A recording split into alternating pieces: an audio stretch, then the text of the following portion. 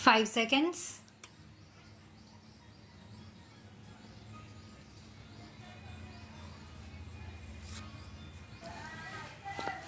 It gives me great pleasure to be here in your midst, where businessmen, leaders, and captains of industry and trade from the European Union sit together with the captains of industry of our country. I have always believed with Lord Keynes that in the final analysis, businessmen are the custodians of the possibility of survival of human civilization, and therefore, if business leaders think right, I think our societies and our polities can look to the future with hope and confidence.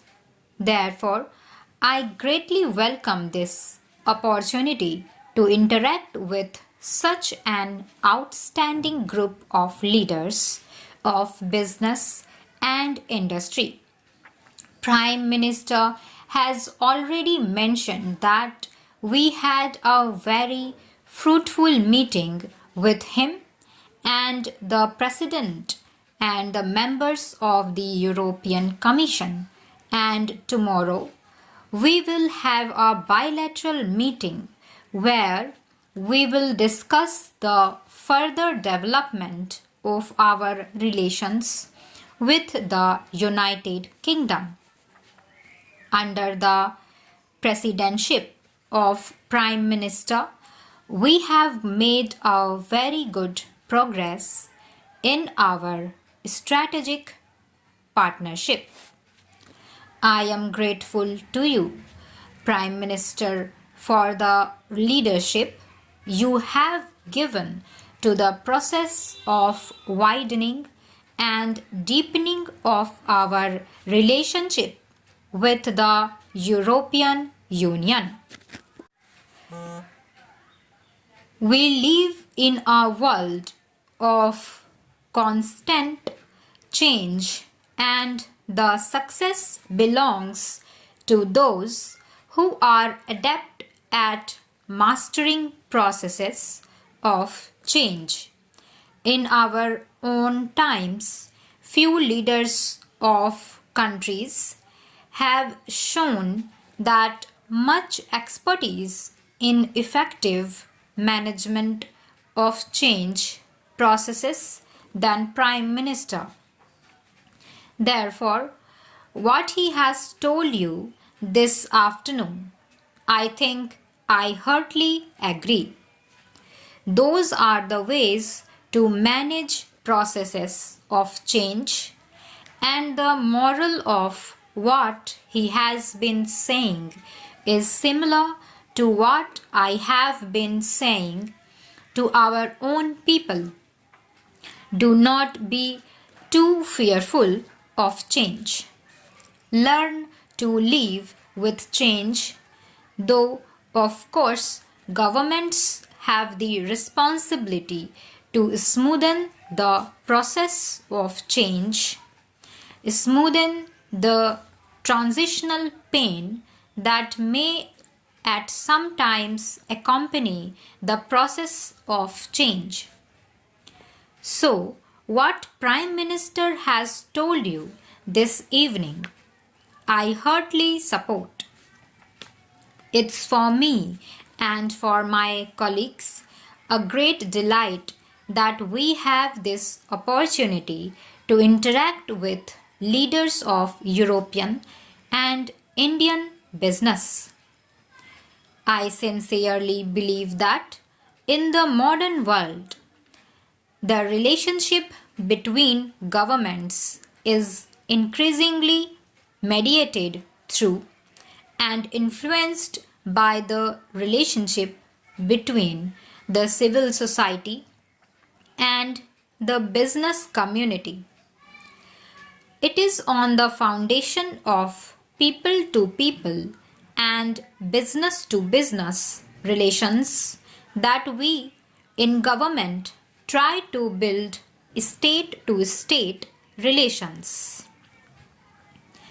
India and the EU have deep and abiding ties comprising political, cultural, social, and economic relations.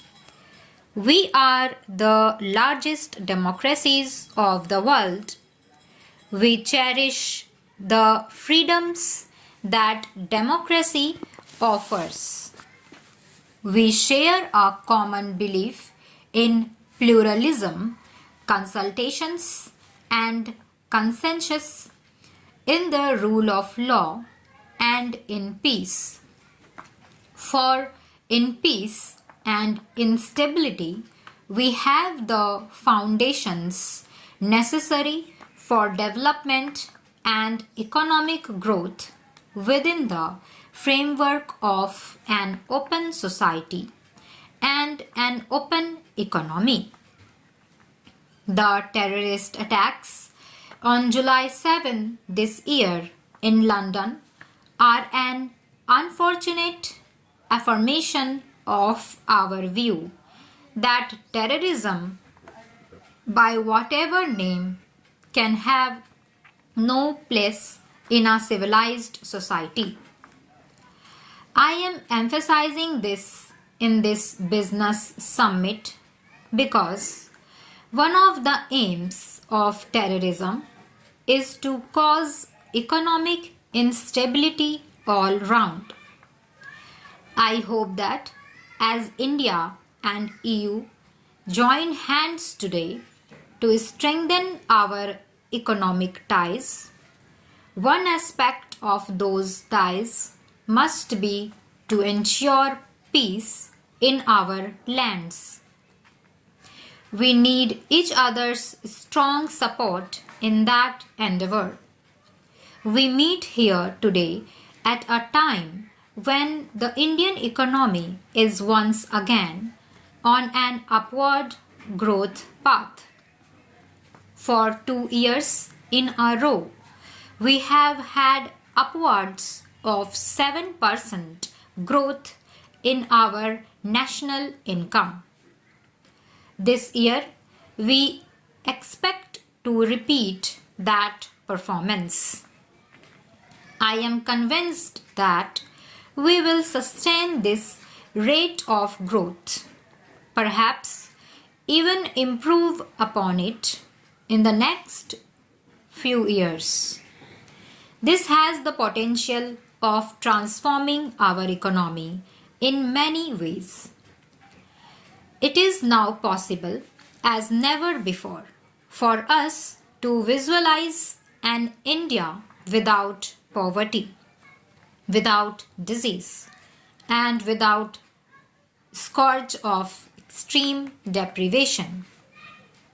There is an air of optimism, and as a believer in the ideas of Lord Keynes, I am convinced that positive expectations have a way of yielding positive outcomes. The process of economic reforms initiated by us in the early 90s has yielded rich dividends in many ways.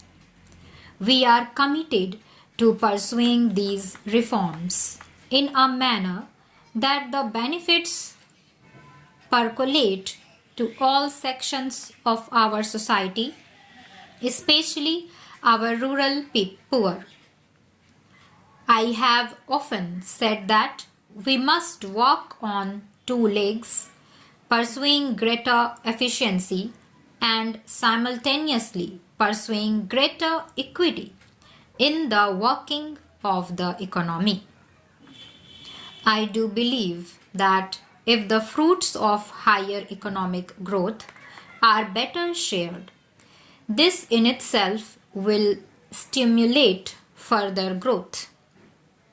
We see the EU as a natural partner in our economic development.